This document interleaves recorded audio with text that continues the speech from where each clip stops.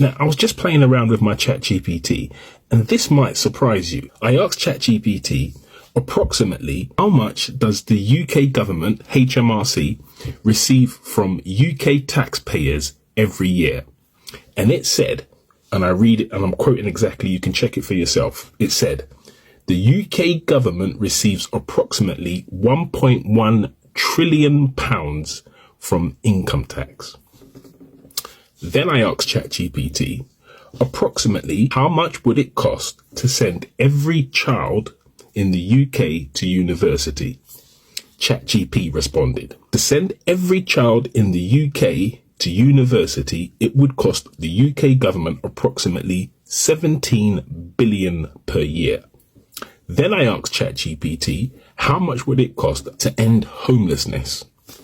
And it came back saying, end homelessness in the UK per year, it would cost the UK government approximately 1 billion. Then I got thinking. Then I asked ChatGPT, tell me, how much so far has the UK government spent in supporting the war efforts in the Ukraine to date? ChatGPT responded by saying, to support the war effort in the Ukraine, the UK government has approximately spent 13 billion so far. Now, the UK government receives 1.1 trillion pounds per year. Is the maths mathing for you? Based on what they tell us, they could potentially wipe out homelessness and send every child to university, not even to make a tiny dent on what they receive in income tax from us. When you look at your payslip for December and you see the amount they've deducted for tax, that contributes to that 1.1 trillion that they receive per year.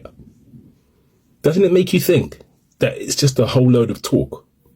If they really wanted to, make life better for people in the UK, if they really wanted to send every child to university, if they wanted to stop people sleeping in the streets in this cold, wet country, they could do it, and it wouldn't even make a dent. 1.1 trillion, and that's just income tax alone. Before that money drops in your bank account, they've already snatched that 1.1 trillion.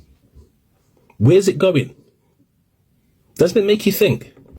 If they had the will, if they really wanted to end poverty, if they really wanted to end illiteracy, they could do it just like that.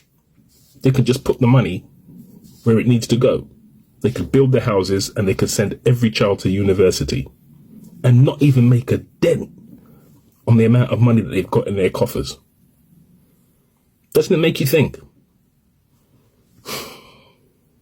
People have often asked me, why didn't I go into politics? And it's stuff like this that really makes me think, well, what's the point? What is the point? You just be one voice against a tidal wave of entitled people who have more influence, more connections, and potentially anybody who speaks out against the system, who challenges the status quo. You just get your head cut off.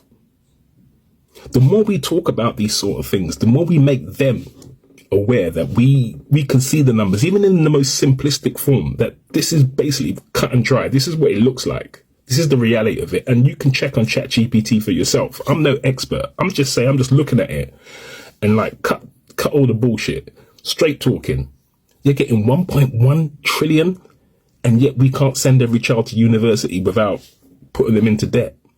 And we've still got people sleeping on the streets of this country, and you're getting 1.1 trillion just from tax alone. That's not even to mention all the other income that the UK government receives. It's crazy. And yet we're powerless to do anything about it. Or are we? For context, let me just give you an example of what 1.1 trillion could do for people in the UK today. Well, imagine that. Public sector workers could get a £10,000 a year pay rise annually for 20 years. You see what I'm saying? This is what they could do if they wanted it. Imagine if there was a political party who said they were going to do that in their manifesto. Just for 1 year. Trust me, we'd all just be like, you know what, come, let's do that. Let's eradicate poverty and homelessness. Yeah? Let's send every child in the UK to university, and let's give public sector workers an additional £10,000 for that year. Tax-free, even. And you'd still have change out of that 1.1 trillion. Imagine that.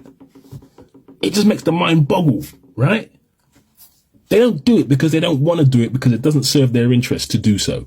That's what it all breaks down to. Because if we was to say, listen, we're going to redirect for 1 year all of the income tax income, that approximate 1.1 trillion, and eradicate homelessness, build social housing, give every child a university place free of charge, and increase public sector workers by £10,000 just for that year, just to give them a step up. Imagine that. Just imagine what the UK would look like after that, just 1 year in 2025, if they just said, we're going to make this the golden year for the UK. All this talk about looking after British people, British workers, they could do it if they wanted to. The will just isn't there. The corporations won't allow it because the corporations need us to be on our knees.